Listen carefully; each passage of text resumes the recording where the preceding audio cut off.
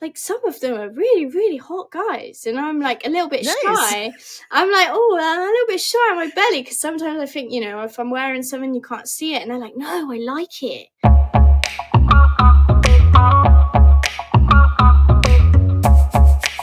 Hello, my loves. I am here with a very fun and special guest this week. We have Alice Lovegood, and Alice is a 28-year-old based in the beautiful southwest of England. She wears many hats in life. She is a proud mom of 3, wife within a polyamorous relationship, a former student midwife, and someone who's found their passion in the realms of sex education, personal empowerment, and ethical expression. So welcome, Alice. Very excited to have you here. Hi, thank you for having me. Yeah, so I'm a fan of your work, and I think a big part of why I wanted to have you on the show is because you just bring so much authenticity, I would say, you know, to your work, and you can tell that you just actually care. You know, you also bring a lot of vulnerability. So anyone who follows you on Instagram knows that. What made you decide to go into this line of work? So basically, I think I decided to do like OnlyFans on like a whim. I've always been super hypersexual. I was pregnant at the time, and I thought, oh wow, that's a fetish. I could like make a bit of extra money. And then once I started actually doing it, I realized like how much I enjoyed doing it, and also a lot of people were coming to OnlyFans to ask questions. They were like curious, you know, curious about women, curious about sex, how to be better at it. And they didn't really, especially men, didn't really know where to go. And then my background, obviously being in midwifery, I've always kind of been passionate about providing like information so that people can make evidence-based decisions about their bodies. So I was like, oh, well, hang on a minute. I can kind of combine these two things that I love. And that was kind of how I started. So then just did the qualification and like hyper focused on absolutely everything I could, like reading and yeah, now I'm here. I love it. And it totally comes through. And, you know, you do look young, but like you are young, but you have so much wisdom. I mean, I think that's one of the things that I've really noticed on your Instagram account. And, you know, as someone else who also identifies as kinky, I value, you know, how you're representing the whole kink community, to be honest. So, yeah, I think the work that you're doing is super important. And it's also been really cool just to see your account grow, you know, that like so many people want this information. And also it's not easy to grow your Instagram account when you work in the sexuality field, because we do face so much censorship. So, what has that journey been like for you? Just like creating Instagram content and, you know, growing your audience? Yeah, thank you for saying that. I like get a lot of people that say they appreciate how, I think a lot of people when they're learning about sex is, you know, it's a therapist or it's a doctor, and I think sometimes it's quite nice to have someone who's like, hey, I'm not telling you about kink, I'm actually kinky.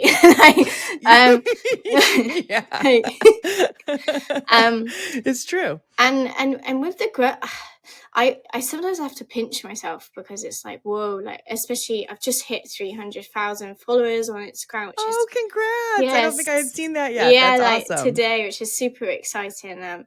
Considering I think it was in like June that I was at like 2,000 just freshly, because I I think when you first messaged me, you had like 100,000, and then I all of a sudden looked and I was like, damn, she like blew up. Yeah. So, I think I've always been someone who kind of like analyzes how things are, you know, oh, that worked or that worked. And I worked a lot on, you know, curating my message in a way that people will receive it and enjoy it, and Instagram will push back. You know, even it's very frustrating having to use like silly words, but just having to like work around the censorship.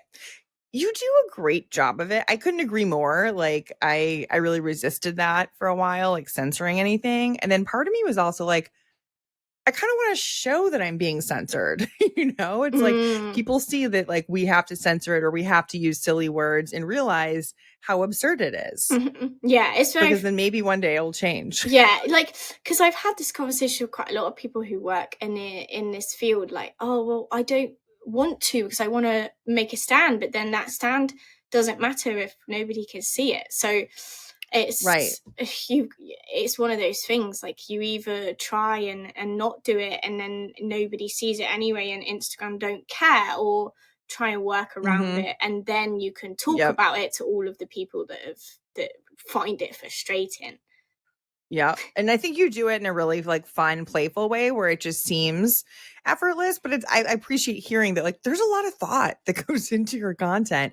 And I kind of want people to know that too. It's like when you're appreciating somebody's content, and I do think yours is so unique in our space because it really combines your personal journey with like really helpful factual information too.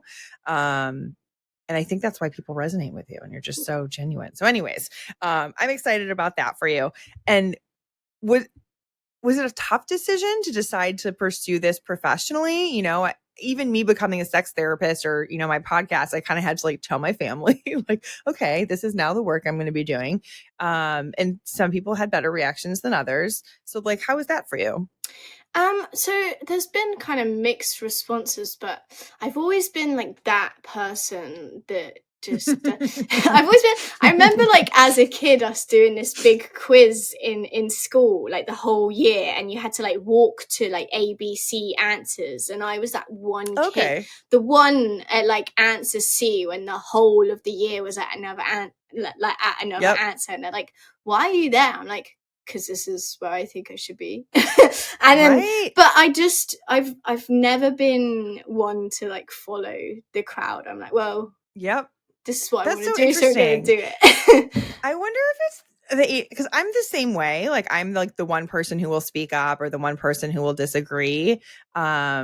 And I like that about myself. But yeah, I'm like, why? Is it the ADHD where we're just like, hey, I don't know, it's a little impulsive. Yeah, I think it is the neurodivergence. Like, because I'm like, but I don't understand why you would do. I don't know. Yeah. Anyways, like it's very cool that like you're using your gifts, of being able to be bold and not being as afraid to stand out as maybe some people would be, to help hundreds of thousands of people. Yeah. So cool. Yeah. And I think as well, like, if you don't take that risk, if you don't do it, then you're always going to think, what if? And people decide to be like mad or frustrated or like whatever you do, whatever message you do, whatever you say, whatever you wear, someone will be mad at you. So you may as well just do what you want.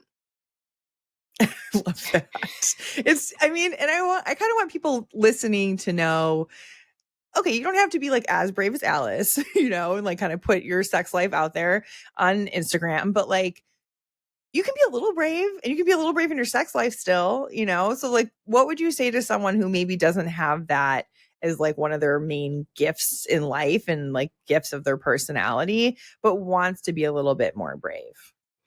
I think, considering the worst case scenario, like what is the worst case scenario if you did the thing that's a little bit scary, and is that bad, like that you wouldn't want to do it? Yeah, like I think, say you want to go to an event and wear something, like what's the worst? Oh, somebody might say, oh, you look a bit weird.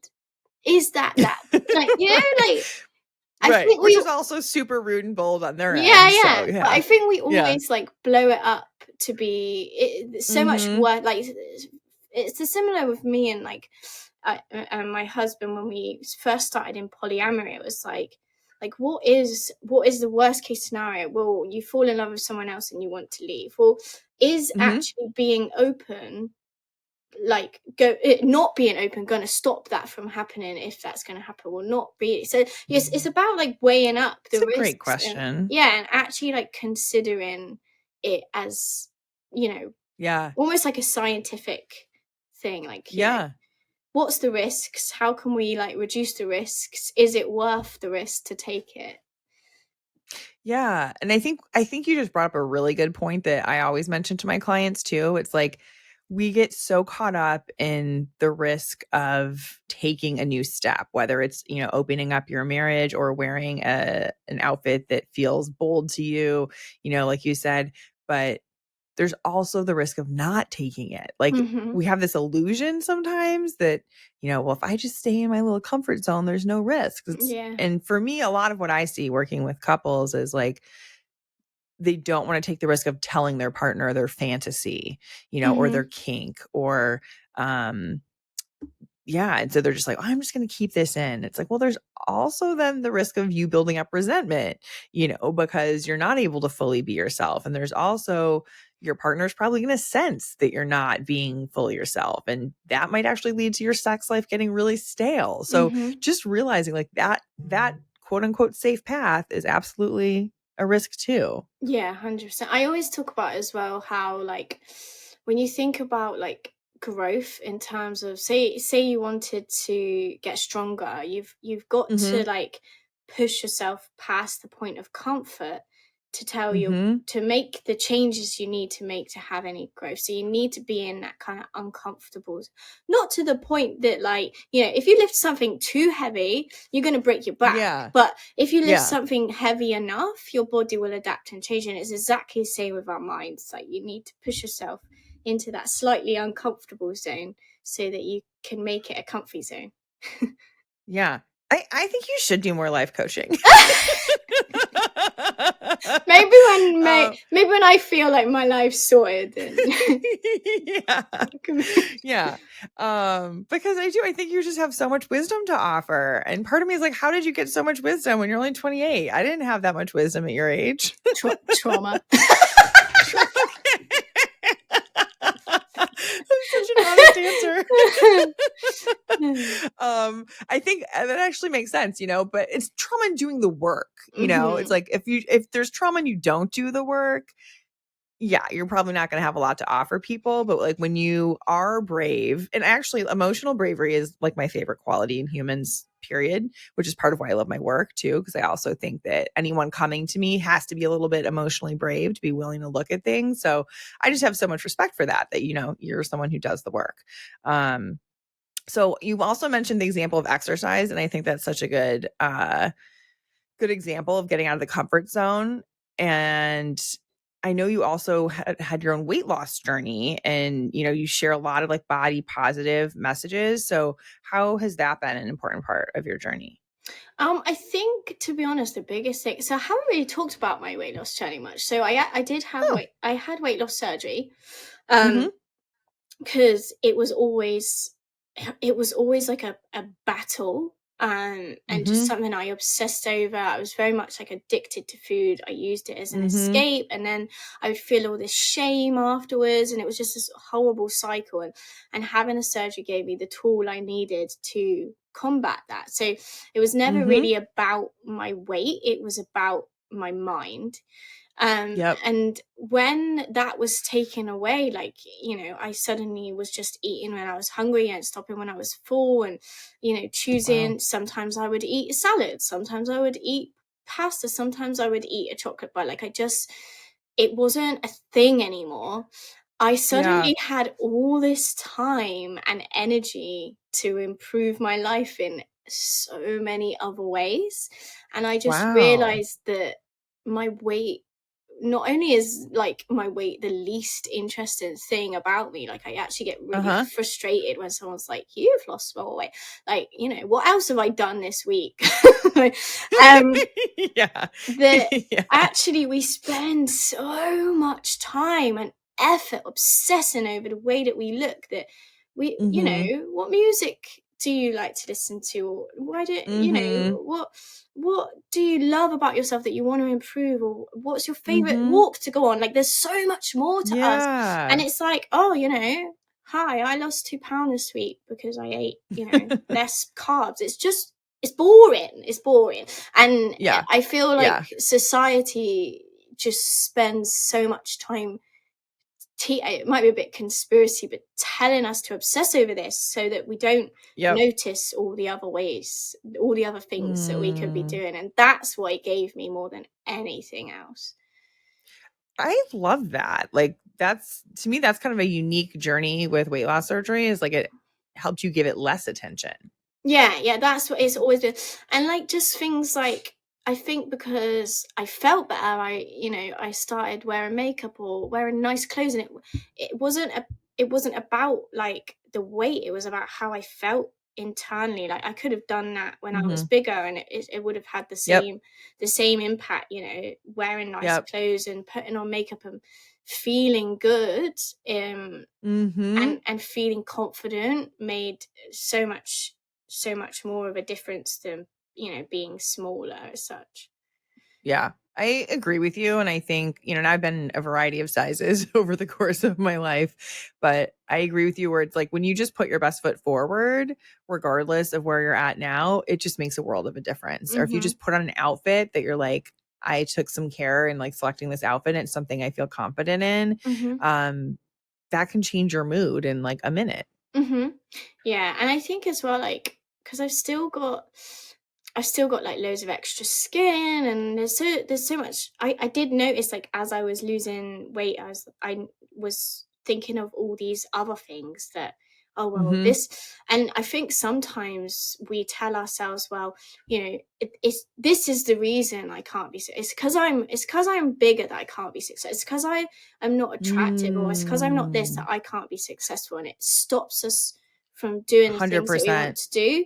Because even Right. I could do that now, oh well, I've got loads of extra skin and I've got a mum tongue, like nobody will find me attractive. Like you can lose yourself in that negative critical thinking, and you can change yourself to the point of like not being able to recognize you anymore, but you'll still find Mhm. something else that you don't like. Right. Right.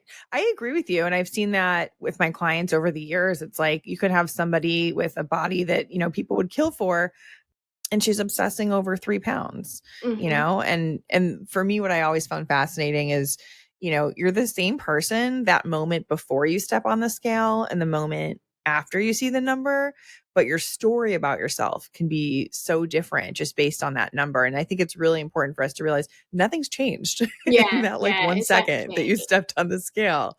It's just psychological. Yeah. So I love what you're saying, that it's like it's not actually about the circumstance of like what your body is like in that moment. It's about what's the story you have Yeah, about and it. I think like lots of people, because I do like body confidence reels, like you said, like lots of Mhm. people, they're like, "Oh my god, like I didn't realize you look like that. You look like me. Like I thought you had all this success and all this because you had the perfect body, and you Interesting. and then it's like they finally have the evidence they need to see that it's not their body, like it's No. and I've had so many people like, oh my god, thank you so much, like I feel like actually I can be sexy, like having this body, like you've shown me that. And Yeah. for some reason I just presumed that because of what you do, you must have a perfect body and just have had it and you're just lucky. But Yeah. That's what I mean. You're just very real about it, yeah, which is awesome. yeah. Um, And loads of guys are like, when I've, because obviously I'm open and polyamorous, and I've slept with like some, I don't know if like some of them are really, really hot guys, and I'm like a little bit nice. shy. I'm like, oh, I'm a little bit shy on my belly, because sometimes I think, if I'm wearing something, you can't see it, and they're like, no, I like it. I like it. Like Nice. it's soft, and like I love like the patterns of stretch marks, and it's beautiful. But you know, we Oh, haven't I love got that that. evidence to know that that's true, because we're taught that we should buy this cream and do this workout, and suddenly we'll, have a hot, sexy It's body. so fucked up. It really like divorces us from our bodies and like puts us at odds when that's just not necessary, No, and when you you think know? about how you think about other people, like I love softness, I love patterns, I love scars, I love Yeah. stories, and seeing how the evidence of life is on someone's body, like it's beautiful. But It's very cool, I think, how you demonstrate like loving and appreciating your body exactly how it is. Um, And also that you don't make it too big of a deal. Like, it's not like all of your content, and it's not like this is the only thing. Like, and not to criticize other accounts, but sometimes it's like, okay, we get it. We've seen your body or whatever. But yeah, I think to realize, like, yes, it's important to love our bodies and demonstrate that. And there's a lot more to life, like you were saying, and not to let that take up all of the mind space. So I think that's just such an awesome message. Thank you. So yeah, absolutely. I wanted to ask you more about, shame and sexuality too. That's a big part of why I went into this field, is because I feel like it's like sex exists like in the dark corners, of our psyche sometimes, and we don't really want to talk about it openly. We don't really want to look at it. We don't really want to, own some of the fantasies, and sometimes we're disturbed by things that we're into, and let alone the idea of actually telling someone else about them. So I don't know. Have you had shame that you've worked through, or how do you suggest other people work through some of Yeah, that? I definitely have. Like, I still struggle because, like, one of my biggest like kinks and is like like fisting and big Mhm. insertions and Mhm. being like pushed past the point of comfort. Um, Mhm. and then I have this like, oh, everyone's gonna think I'm like loose and I won't feel very good and nobody will want me. Like, Oh. it's still there like that. And even when people tell me like, no, I like that. Like, I like that about you. Like, you're really small and you can take a big thing. And I'm like, ooh, Yeah. would be known as the big vagina. But then I mean, they are elastic. They go they go back. back. No, I've had 3 Yeah. babies. Like, if anything was, Right. but I think a lot of I've also realized that actually like the shame is part of the reason I like it. It's the same for my partner. Like, Mhm. he's very dominant, but sometimes he likes to switch. And when he's submissive, like there's a lot of shame associated with submission in men sometimes. But Mm. like and the same for me when I'm like doing the big insertions. It's like um that's like almost being made to do that, like like having no Mhm. control over the thing you want, so Mm. suddenly you're allowed to enjoy it because someone else is telling you that you need to do it for That them. totally makes sense. So I think like having talked to so many people now of kinks, shame is also highly like related to their fantasies, like it's part of the fantasy, Yeah. which is kind of fun. But I just think in general, if you're using shame as part of the enjoyment, then I think that's fun. But if you're using it Mhm. to berate yourself or stop yourself from exploring things, or you know, or berate other people for having the Yep. same fantasies as you, and you don't like that part of yourself, so you have to be horrible to them, Mhm. then this is where Mhm. shame is like a negative thing. Yeah, that totally makes sense. So kind of what I'm hearing is it's like how you relate to the shame. So Mm-hmm. it's not bad that the shame is there. It's more like, can you embrace it and almost like have fun with the shame? Or are you like letting the shame like stop you or make you feel bad about yourself? Yeah, yeah. And I just think in general, like humans, we've not been taught how to feel. So whenever we Mm-mm. feel something that's like associated as a negative feeling, like we just run or presume that we shouldn't be doing a thing that's making us feel like that. Like, I had a conversation with someone recently that I have a connection with, and they were asking about like jealousy and if I get jealous, and I was like, Mm. well, yeah, but like that's fine. Like, it's part, I don't mind. Mm. Like, doesn't mean you need to alter your behavior or mean that I want like anything to change. It's just Right. it just means that I have a good feeling, and then when there's a negative feeling that comes with that good feeling, and I can feel that, that's fine. But that's That's people are like, incredible. what? Well, I know. I think that is going to be the reaction of listeners is like, what do you mean? Like shame and jealousy are just okay to feel? Yes, that is what she means. It's okay. I Well, and what like even like go when ahead. I've had times with my partner, like during a threesome, and I've got a little bit jealous, like I shared this as a reel, and people were like, well, that means you shouldn't be open and you should, and I was like, no, I Mm. just felt a little bit jealous, and then we had like reclamation sex and cuddles after, and then I didn't feel jealous anymore.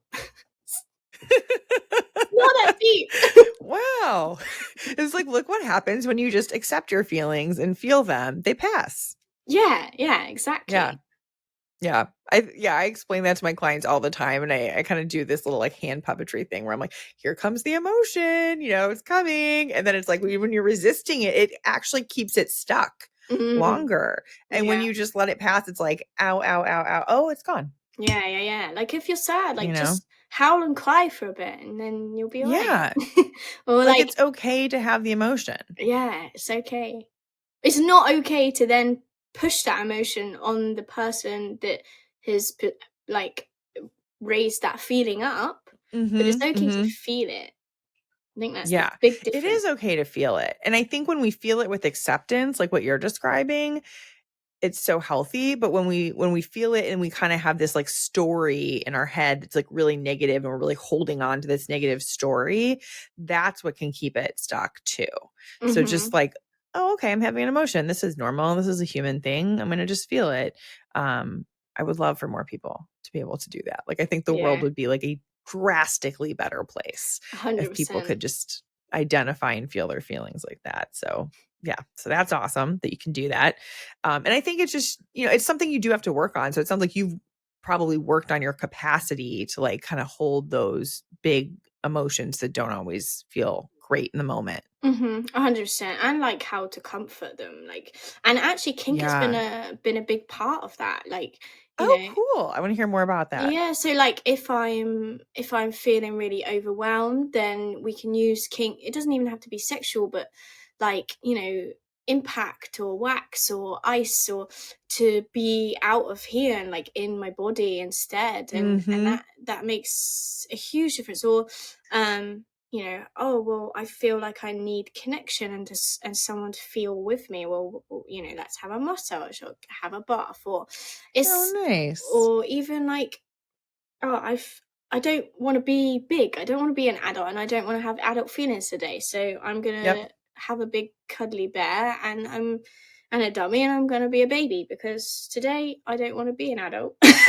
like, and I I that's love that. okay. Like you can compartmentalize or you can use it to process or you can use it to feel or even Yeah. like say me and my partner are really struggling with some anger, then we could have like really Mhm. primal sex and growl and bite each Mhm. other and then we're like, "Oh, I feel better now."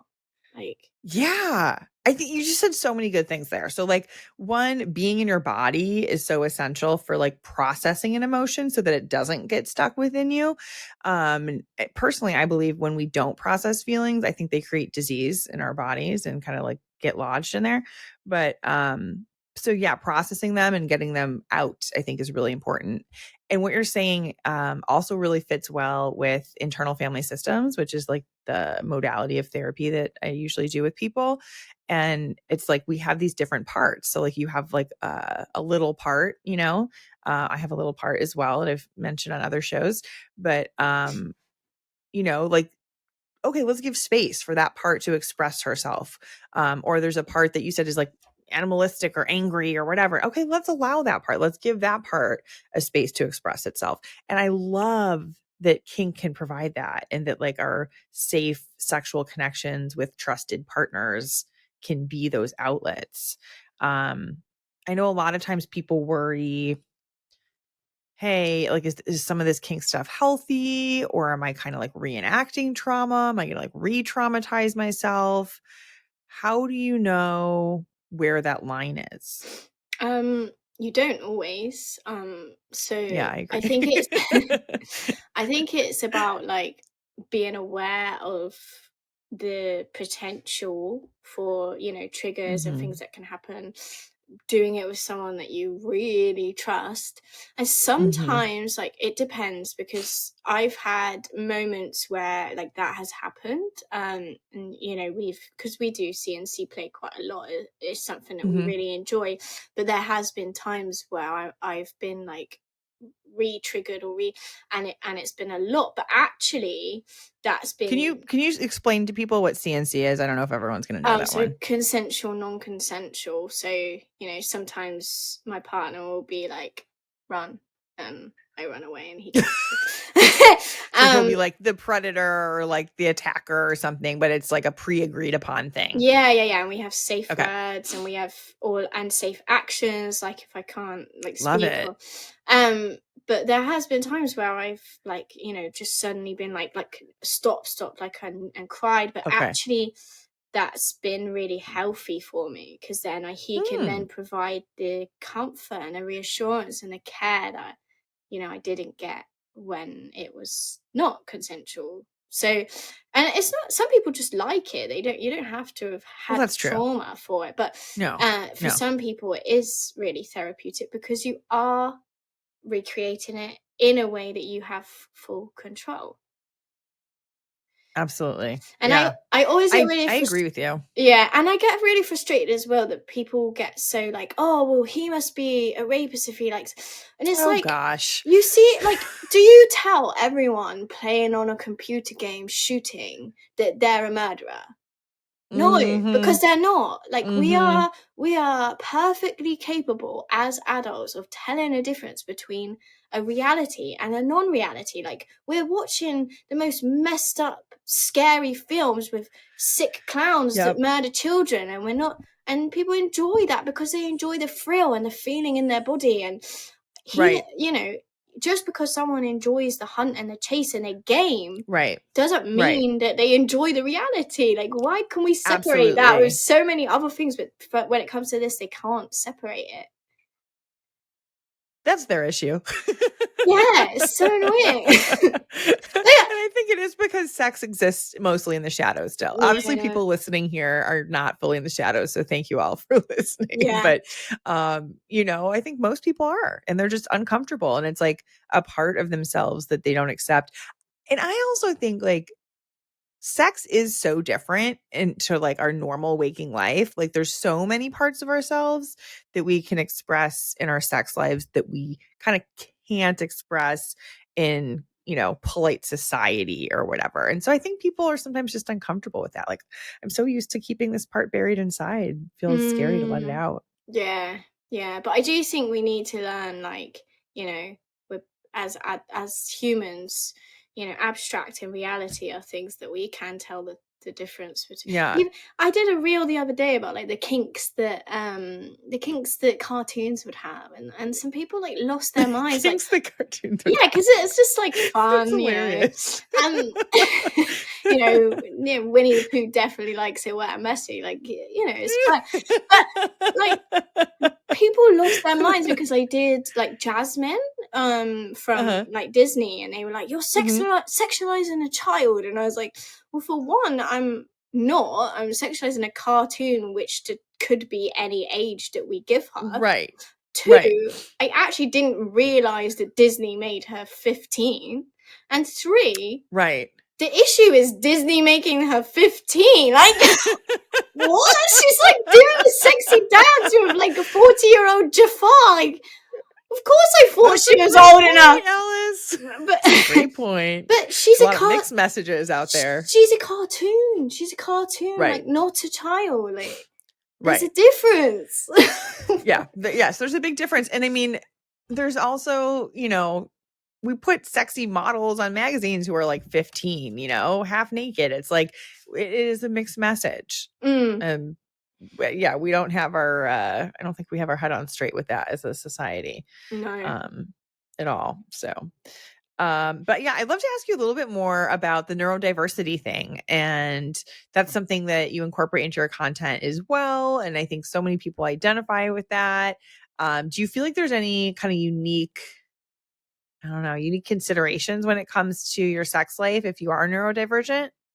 The thing is, I think it's kind of hard because I've lived my whole life as a neurodivergent without, obviously I've only just like realized the last few years. I was like, oh, my entire personality is neurodivergence. Like, yeah, it makes sense. I get it. It all makes sense.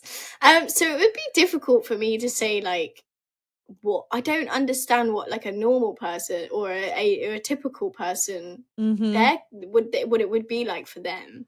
But I think it's important to just be aware of your neurodivergence and your needs. Like there's obviously like the basic stuff, like if you're restricted, is that going to bother you? Like how can you be restricted? Like what textures and what and then definitely with things like rejection, like I'm finding that's really difficult to kind of navigate with polyamory, because I'm just so like loving and affectionate and open to people, and I just want everyone to love me, and I want to love everyone, and I get really excited, and then all of a sudden I'm like vulnerable to people, and like when like I might even accidentally read a level of rejection when it's not there, and I get upset, and then I have like a, what's it called,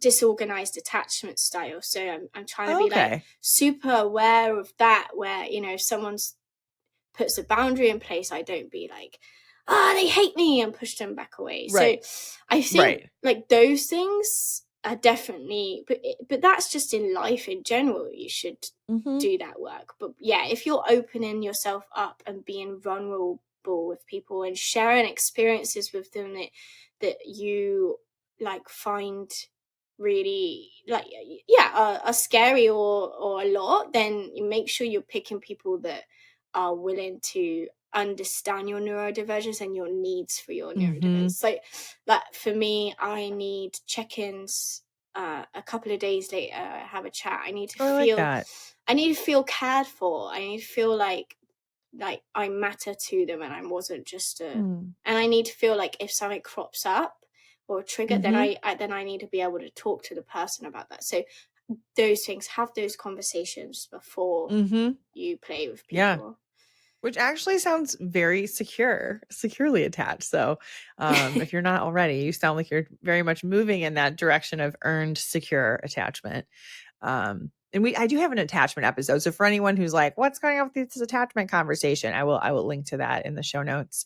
But I do think attachment is hugely important too. And just to be mature, like you're having some mature adult conversations with people before becoming intimate with them. And that's another thing that's been interesting to me, where I feel like, of course, I'm going to have a conversation with people before having sex with them for the first time, especially. But even if you're trying something different, you know, or just, hey, what do we want to do this time? And, you know, I talk about STIs. I talk about, you know, what are we okay with? And it's interesting. Even some of my friends are kind of like, oh, you actually talk to people about like using protection and STIs. And I was like, is this unusual? And I think it maybe kind of is. Yeah, definitely. Like from like I've had conversations with people where I remember this one where I was at a party, and this guy was like, oh, I just stick it in, as in her back door, like off. And what? he's like, that's what they want, that's what they love. I see it all the time on porn. I was like, you have to ask. Like they just I think like people just don't, and you need lube and prep. Like I think people think that they want to look like they know what they're doing, and they're afraid by asking their questions they're going to look like they don't. Oh, that's so interesting. And also like how to make it sexy. Like it's not hard to, like, I remember my first like threesome situation, which was the first time I met like them as a couple, and wasn't like planned, but even, and we'd all had a drink, I was at a party, but even like in that situation where we hadn't had any conversations, we had those conversations while we were playing. Like, what do you like what do you know, is this okay, like how hard and like, you know, he did some spanking, he was like, let me just check like how hard it's okay, like what's your safe word. Like even when we first started, he like pinned me against the wall and was like, what's your safe words? Like that's hot. You can ask the questions and make it sexy. 100%. Yeah, so people shouldn't be afraid to ask questions. Absolutely. And I think bringing up that idea that it can be hot. Yeah. It's like someone pinning you against the wall and asking you, or someone saying, I want to do so many dirty things to you, but I need to know what your boundaries are, you know, like it's okay. And it's also okay to have like a separate conversation where you're just like, have you been tested recently? And, are you comfortable using condoms and, whatever it is. And then maybe you go to dinner and chat, and then you can be relaxed once you get sexual, so there's different ways to approach it. But, I do think that I think it's a self-care thing. It's kind of like, are you willing to show up for yourself and have those mature conversations, even if you feel a little bit uncomfortable? And obviously with practice, you're going to get better at it and be able to make it more sexy. But I also think let's embrace some awkwardness too. Like, to me, awkwardness is kind of part of intimacy. And, even people who are really comfortable with sex and talk about it a lot and have tried different things, sometimes it's going to be awkward. Yeah. Yeah, and that's okay. That's my 2 cents. Yeah, I kind of feel like it's fine. And if you can get through that, maybe you discover, oh, that wasn't for us. We tried that and that was not our thing. And that's okay. Or we had this conversation and we're going to do it differently next time because that was a little bit odd. But when you know that you have a safe enough relationship with someone to get through some awkwardness, I also think that can build security. Oh, 100%. So yeah. So I would love for people to know, where can they find you? So if they're like, hey, this Alice person's pretty cool. She's got some good things to say. Where can they find you? So my Instagram is, I need to change it. I feel like it's too hard to find. It's bettersx.blog or Alice Lovegood. If you search Alice Lovegood, you'll find me. Okay. I'm on Instagram. I'm starting the YouTube. How old was that? That's like what my dad would. Are you on the YouTube? The YouTube. The YouTube. And I do OnlyFans, so where I like mix kind of like education and sexiness in one. Nice. And just provide kind of like authentic, real content. So if you don't want to watch a video about how to give a good blowjob because you can't be bothered, there you can watch a blowjob while I tell you how to give a good blowjob. Oh, that's smart. Yeah, and it works. Like, especially for men, because they can't be bothered, so make it horny, and they're in there. You're very clever, Alice. Very clever. It's just like authentic. As I did one like recently where we had sex and my husband, he just couldn't come. It just wasn't. Yeah. We tried lots of different things and he couldn't, and I just posted it anyway. And so many were people like, "Oh, I thought it was only me that couldn't." That like. Wow. Yeah. So yeah, it's just authentic content and a bit of education in there too. And okay, also cool. the YouTube. So I will link in the show notes to all of Alice's content where you can find her as well. But thank you so much for being here. It was really delightful to have you, and I'm glad we got to cover a wide variety of topics. So hopefully we'll have you back someday. Yeah, thank you for having me. Like a very ADHD conversation, wasn't it? That's how we like to keep it NeuroSpicy over here. I love it. All my best friends are neurodivergent. You can see us. We're in packs now.